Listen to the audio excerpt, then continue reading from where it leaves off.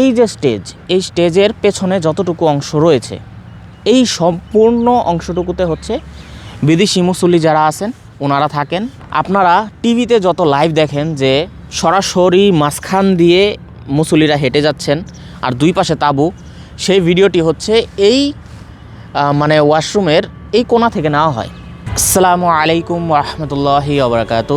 আমি এই মুহূর্তে দাঁড়িয়ে আছি ইজতেমার ময়দানের মাঝখানে। আমার পেছনে দেখতে পাচ্ছেন যে সেই মসজিদটা আছে, যে মসজিদটা হচ্ছে সবাই রাস্তা দিয়ে গেলেই এটি দেখে।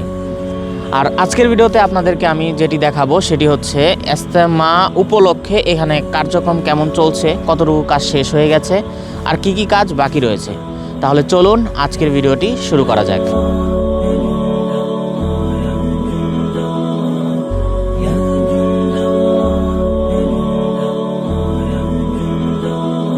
তো আমি এখন যে রাস্তা দিয়ে হাঁটছি এটি হচ্ছে বাটা শোরুমের রাস্তা। আপনি যদি বাটা শোরুম থেকে চলে আসেন সরাসরি আপনি এই রাস্তা দিয়ে আসবেন।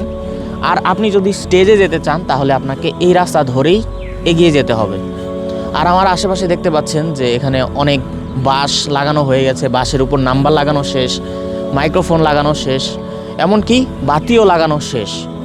তো এগুলো কাজ আপাতত শেষ হয়েছে এবং অনেকেই হচ্ছে এখানে কাজ করছেন ভলেন্টিয়ার হিসেবে। তো আমরা এখন আবার সামনের দিকে যাব, গিয়ে হচ্ছে আপনাদেরকে স্টেজটি দেখাবো।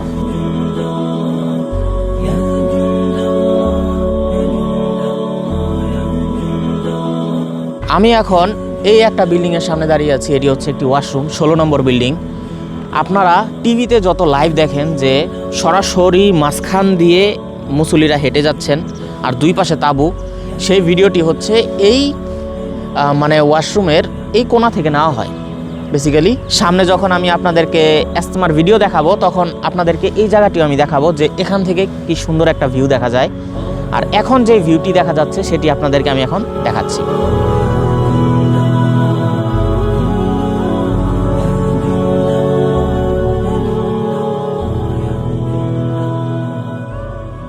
তো এই রাস্তা দিয়ে হাঁটতে হাঁটতে দেখতে পাচ্ছেন আমরা এই রাস্তার সর্বপ্রথম যে মোড়টা আছে এখানে চলে আসলাম। এখানে এসেই আপনি যদি সরাসরি পশ্চিম দিকে হাঁটা শুরু করেন তাহলে হচ্ছে আপনি স্টেজ পেয়ে যাবেন। আর এখানে হচ্ছে আপনি দেখতে পাচ্ছেন স্টেজের আশেপাশে তাঁবু টানানো রয়েছে, তাঁবু না বেসিক্যালি হচ্ছে বস্তা টানানো রয়েছে। কারণ হচ্ছে কয়েকদিন আগেও এখানে 2টি ইজতেমা অনুষ্ঠিত হয়েছে। আর এখানে আপনি দেখতে পাচ্ছেন কিছু নাম্বারের বক্স আছে, এগুলোকে বলে হচ্ছে খিত্তা নাম্বার। এগুলো হচ্ছে লাগানো শেষ হলেই আশা করি ইনশাআল্লাহ ইজতেমার আগেই সব কিছু শেষ হয়ে যাবে।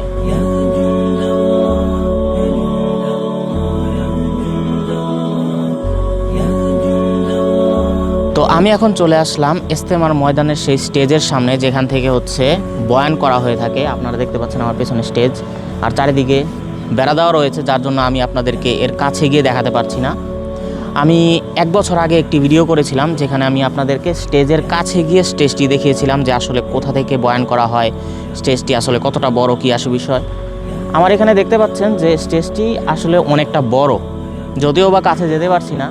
আমার সাইজ অনুযায়ী যদি আপনি কম্পেয়ার করেন অনেক বড়। আর অনেকে মনে করেন যে হচ্ছে যেখান থেকে বয়ান করা হয় ঠিক ওখান থেকেই হচ্ছে নামাজ পড়ানো হয় এবং জানাজার নামাজও সেখান থেকেই পড়ানো হয়। এটি একদমই ঠিক নয়। নামাজের জন্য আলাদা একটি মিম্বর রয়েছে বা স্টেজ রয়েছে, সেখানে হচ্ছে আমরা একটু পরে যাব। আর এই যে স্টেজ, এই স্টেজের পেছনে যতটুকু অংশ রয়েছে এই সম্পূর্ণ অংশটুকুতে হচ্ছে বিদেশি মুসল্লি যারা আছেন ওনারা থাকেন, ওনারা হচ্ছে ইজতেমাতে এসে অংশগ্রহণ করেন।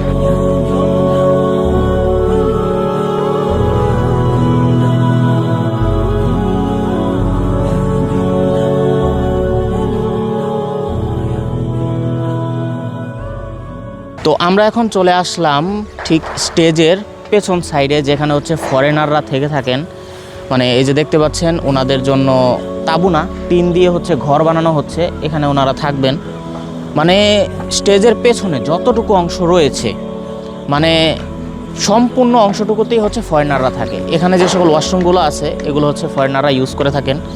আর এখানেই রয়েছে হচ্ছে সেই মাদ্রাসাটি যেটি হচ্ছে ইজতেমার ময়দানে অবস্থিত।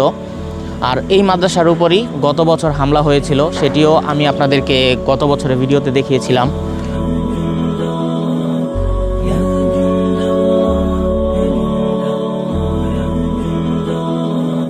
তো ফরেনাররা যেখানে থাকেন এর পেছন দিয়ে হচ্ছে এই নদীর সাথে একটি রাস্তা চলে গেছে। এই রাস্তা দিয়ে সোজাসুজি সরে চলে গেলেই হচ্ছে আমরা যেখানে নামাজ হয় সেই নামাজের মিম্বরটা পাবো, যেখানে জানাজার নামাজ হয় সেটাও পাবো। আর এটি হচ্ছে তুরাগ নদী। তুরাগ নদীর উপরে হচ্ছে সেনাবাহিনীরা এখানে ভ্রাম্যমান ব্রিজ বা অস্থায়ী ব্রিজ যেগুলো আছে সেগুলো দিয়ে থাকেন, কিন্তু এখনও দেননি। কী কারণে দেননি জানি না, হয়তো একটু পরে বা কয়েকদিন পরে দিবেন।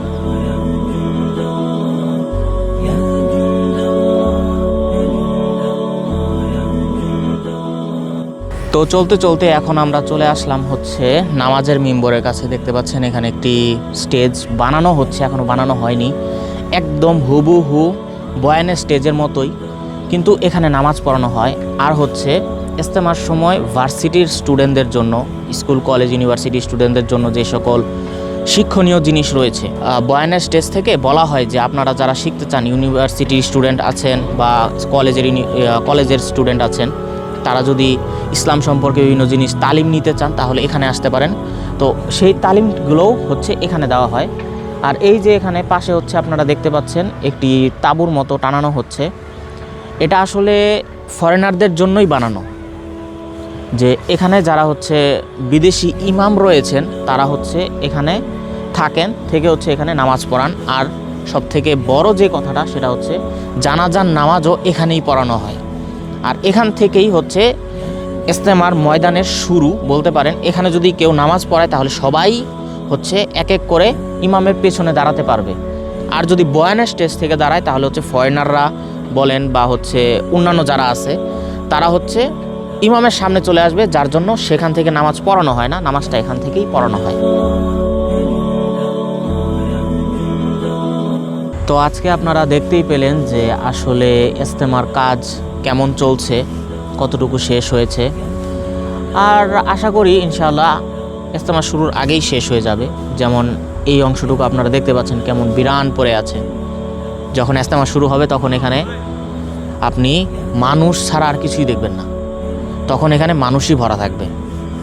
তো আপনাদেরকেও আমি দাওয়াত দিচ্ছি, আসবেন ইজতেমা ময়দানে, এসে ঘুরে যাবেন, দেখে যাবেন এবং এখানে অংশগ্রহণ করবেন। আসসালামু আলাইকুম।